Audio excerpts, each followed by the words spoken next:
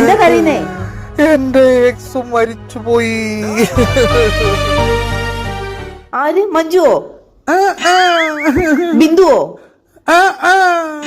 സിന്ധുവോ? പിന്നാരാ ഞാനറിയാത്തെ? അമ്മു. അമ്മു അതാരാ? അമ്മു അതാരാ? ഞങ്ങള് സ്കൂളിൽ ഒരുമിച്ച് പഠിച്ചതാ. ഞങ്ങള് സ്കൂളിൽ കണ്ണിൽ നോക്കിയിരിക്കുമായിരുന്നു. എന്നിട്ട് ഞങ്ങൾ കത്തുകൾ കൈമാറുമായിരുന്നു. എന്നിട്ട് അവളോട് ഒരു കാര്യം എനിക്ക് പറയാനുണ്ടായിരുന്നു. അത് പറയാൻ പറ്റിയില്ല. അവൾ മരിച്ചുപോയി.